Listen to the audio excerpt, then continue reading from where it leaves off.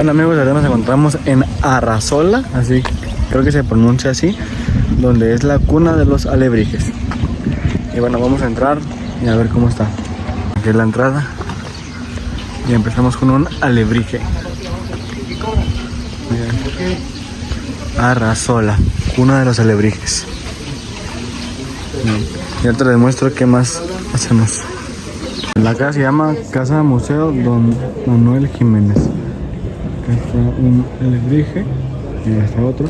Y allá está la foto de Don Manuel Jiménez. Y miren, a esta casa le dio abrigo a Manuel Jiménez Ramírez, creador de las tallas de madera Animales Fantásticos desde 1927. Miren, vamos a irnos. Ah, miren Miren, vamos a irnos por acá al taller. Mi nombre es César Jiménez, yo soy nieto de don Manuel Jiménez, es el de las fotografías. Pues mi abuelo es el autor, el creador de estas tallas de madera hoy en día populares y mal llamadas alebrijes aquí en el estado de Oaxaca. ¿Mal llamadas? Sí, así es, porque el alebrije no es de Oaxaca, es de México. Y su autor es Pedro Linares López, de la Ciudad de México. Él tiene su taller atrás del Mercado Sonora en la Merced, el señor ya falleció. Él es el autor de los alebrijes de cartón, de papel maché, estos híbridos de animales que, bueno, surgen de su imaginación a raíz de una úlcera gástrica que le revienta, cae en una coma, le provoca delirios y estas criaturas raras le gritan alebrije. Él era cartonero de oficio, esto sucede en 1936 y él cuando se establece comienza a recrear esas figuras, las nombra alebrijes y las empieza a vender. Junto con los judas que se queman justo en un día como hoy, que es sábado de gloria, ahí en Iztapalapa, en la Ciudad de México. Entonces esa es la historia del alebrije, y el alebrije, el nombre de alebrije le corresponde a la Ciudad de México y al señor Pedro Linares. Lo que vemos aquí en Oaxaca son tallas de madera, animales fantásticos, así les tomó mi abuelo. Y él comienza a hacerlos en 1927, cuando tenía la edad de 8 años. ¿En dónde? A esa edad lo manda su papá a cuidar ganado en campo, en este caso es a Monte Albán, la montaña que tenemos aquí cerca. Sus papás, pues bueno, le dijeron: hijo, ya estás grande, ya puedes defenderte, ve a cuidar lo que son los animales al campo, porque nosotros no tenemos tiempo. Sus papás se dedicaban a lo que es cortar caña para procesar aguardiente, panela y azúcar, lo que es en la hacienda del pueblo, que era de españoles. Entonces ellos no tenían tiempo, estaban de sol a sol trabajando ahí. Entonces mi abuelo dijo que sí, pues ni siquiera iba a la escuela. Y él nos contaba hacer los primeros días figuritas de barrito, pero con las lluvias se les destruían. Y él quería que esos juguetes, y tener juguetes que le duraran para siempre, pues era hijo de campesinos, pobres, muy humildes, que nunca le compraron un juguete. Entonces, ¿qué hizo mi abuelo? Con el machete que todos los campesinos utilizamos para ir al campo, para abrir brecha, quitar maleza, empezó lo que es a cortar ramas de distintos árboles que no conocía por nombre. Un arbolito, otro arbolito, ramas pequeñitas. A esa ramita les hacía canalitos para meterles una ramita más pequeña y pararlos. Decir que eran sus toritos, sus burritos, sus chivos.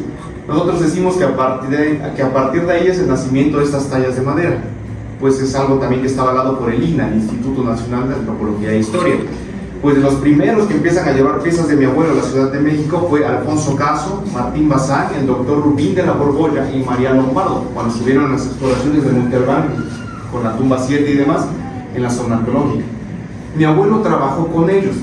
Estuvo prestando un servicio desde sus 12 años hasta los más o menos 20, entrando más o menos a los años 40, con los españoles. Ahí fue monaguillo de la iglesia. Aprendió a leer y escribir tanto en español como en latín por los textos bíblicos de aquel tiempo. Pues su papá fue el que lo metió ahí a brindar ese servicio. Le dijo al cura: oiga, señor cura, le traigo a mi hijo, nada más está de ocioso, ya le he querido hasta pegar, pero no entiende, porque nada más está ahí haciendo unos juguetes, pero no quiere hacer nada, está perdiendo el tiempo. Póngalo aquí a hacer algo. Y los mismos españoles pues lo recomiendan con las exploraciones de Monterrey, en la tumba 7. Ahí estuvo trabajando él en la zona arqueológica por 3 años. Después de las exploraciones se va para la Ciudad de México y él decide pues no seguir. Era recién juntado con mi abuelita, y ¿qué sucede? Pues bueno, tenía aquí su familia. Entonces mi abuelo decide tomar esas tallas, esos juguetitos que él hacía simplemente en blanco, esas siluetas de animales, y los ofrecer a la ciudad de Oaxaca. Esto en los años 40. Entonces era su caminar, subir Monte Albán, después bajarlo y así llegar a la ciudad de Oaxaca. No encontró ninguna tienda de artesanías, nada. Solamente tocaba puerta tras puerta. Solamente le decían: muy bonitas muchachos, te das una vuelta, vamos a comentarle a familiares que tenemos en México, y hasta ahí. No vendía, no comía, solamente recordaba mitades de fuente que hay en Oaxaca, donde dice que tomaba suficiente agua para aguantar y regresar aquí a la casa. Y aquí mi abuelita con una tortilla y sal y otro vaso de agua y era lo que había, ¿no? Hasta ahí. Pero pues bueno, él fue perseverante, le hizo varios oficios, fue peón de albañil junto con su hermano, lograron ser maestros albañiles, después también fue canastero, zapatero, panadero, pero pues siempre su trabajo, siempre ese juego, dice que le llamaba la atención y siempre lo siguió haciendo. Fue hasta 1957 cuando se encuentra un norteamericano, de nombre Arthur Strain, de Nueva York. Él tenía mucho tiempo viniendo aquí a Oaxaca a traer lo que es artesanía de hojalata que se vende en el barrio Xochimilco, a un costado de la ciudad de Oaxaca. Entonces dice que un día se encuentra mi abuelo en la calle y mi abuelo le ofrece sus piezas y así se las coloca lo que es en la calle. Dice que el norteamericano le dijo: oh, muchacho, muy bonitas, ¿tú las haces? Sí.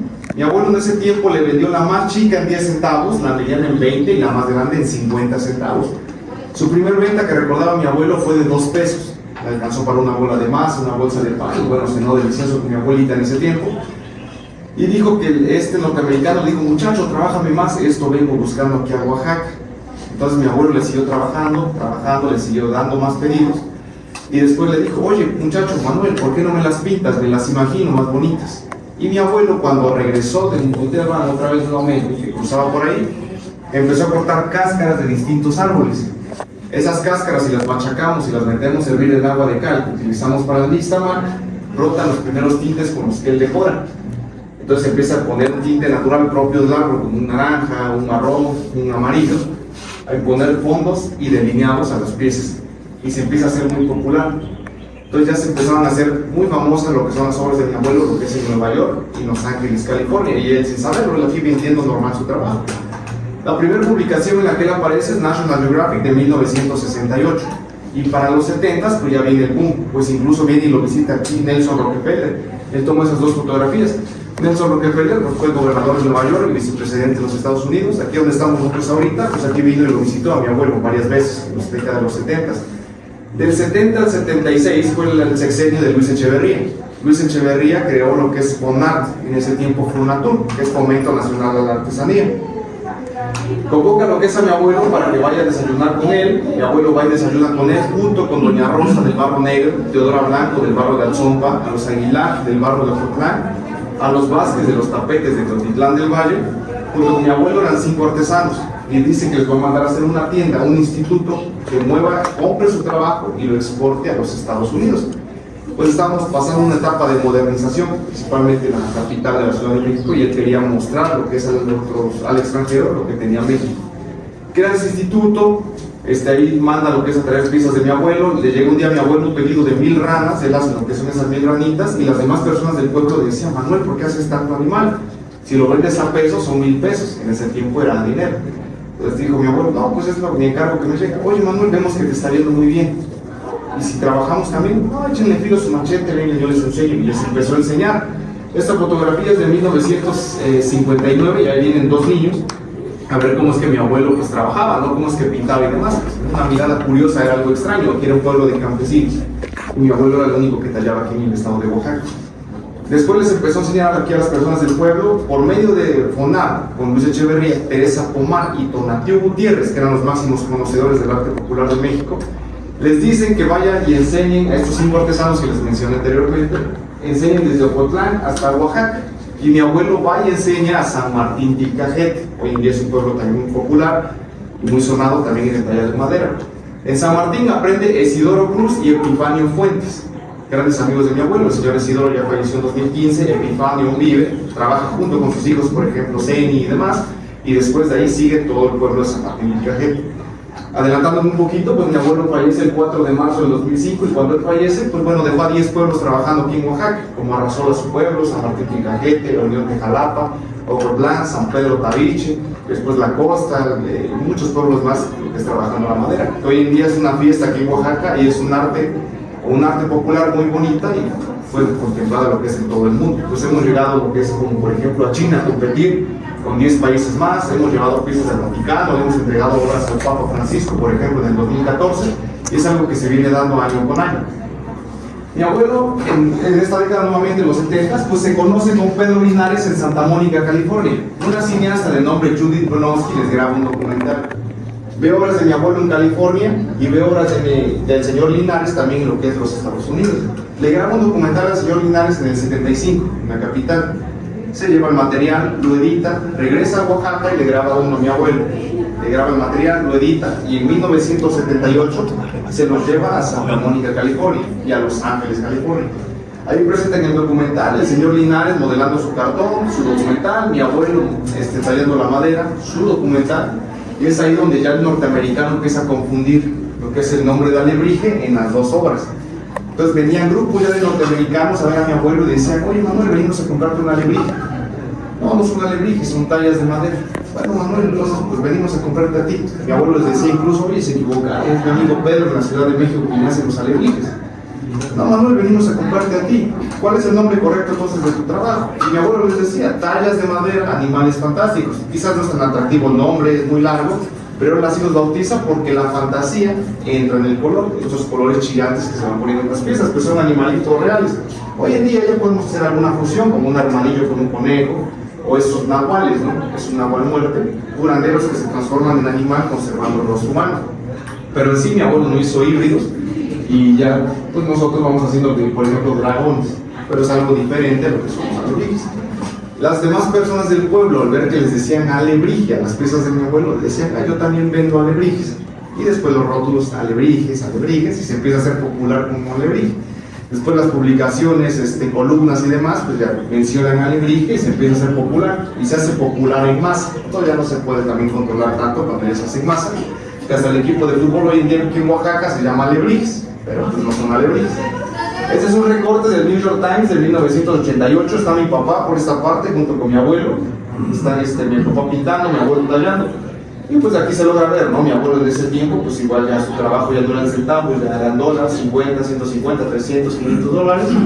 Pues como es, se cotizaba lo que es en el mercado. Entonces por eso que también le empezó a ir bien y las demás personas decían: oye Manuel, ¿en serio? No, tú no, mi abuelo les enseñó, compartió su trabajo, él dijo que era algo divino, él dijo que siempre había considerado que su trabajo era un don de Dios. Pues es un juego que cobró vida y brincó fronteras, como les comentaba, pues hemos llegado a lo que es a Japón, China y otras partes de Asia, de Europa y demás. Aquí está una publicación también de 1972, donde viene Nora Ephron a hacerle lo que es esta nota, lo que es a mi abuelo, como venir de México a Oaxaca, y el otro puntito que ya está Razola, y empieza lo que es a publicarse en el mapa. Y es aquí donde nos deja mi abuelo. Trabajamos lo que es la madera tradicional, esta que es en cáscara, que es el copal, la madera blanca como la que se ve, y el cedro. El copal tiene problema a veces de termita, polilla, se cura, se trata, pero puede generar lo que es este problema. El cedro se llama, ese lo compramos en Vigo Tablón, en madererías, ya está certificada, y pues bueno, trabajamos los dos tipos de madera. Este cambio mi abuelo lo hace en los 80, junto con su tipo de pintura. En los 70, 60 y 50 pintó con lo que es tintes naturales, grana cochinilla, anilina, cortezas de árboles, babas de nopal, entre otros más. Pero después de eso, pues ya pinta con lo que es acrílico, que es lo que seguimos utilizando. Como aquí, ¿no? Se logra ver, 88, y ya están sus botecitos acrílicos. Y eso se lo recomienda lo que es Francisco Toledo, Rufino Tamayo, Rodolfo Morales, grandes amigos de mi abuelo que vinieron y lo visitaron aquí en la casa donde estamos nosotros. Le dije: Manuel, tus piezas se decoloran, ¿por qué no buscas otro tipo de pintura?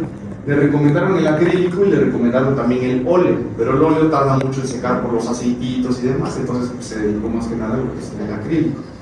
Y el copal lo deja porque Nelson Rockefeller, en uno de sus libros que se llama Tesoros del Arte Popular de México, pone que es muy bonito el arte de Manuel Jiménez, lástima que con el tiempo se convierta en el polvo, por lo mismo de que se picaban las piezas. Entonces por eso que mi abuelo se ve obligado a buscar un mejor material, una mejor materia prima para hacer su trabajo. Y es aquí donde seguimos trabajando. Aquí nos deja él, aquí tallamos y aquí pintamos en el estilo tradicional. Fíjense que nos deja el pelito machita o la greca, que es simbología zapoteca, como ese torito que se encuentra lo que es en la repisa. Es el único que tenemos en greca que puedo mostrar. Y bueno, pues es parte de la historia de lo que es de mi abuelo, ¿no?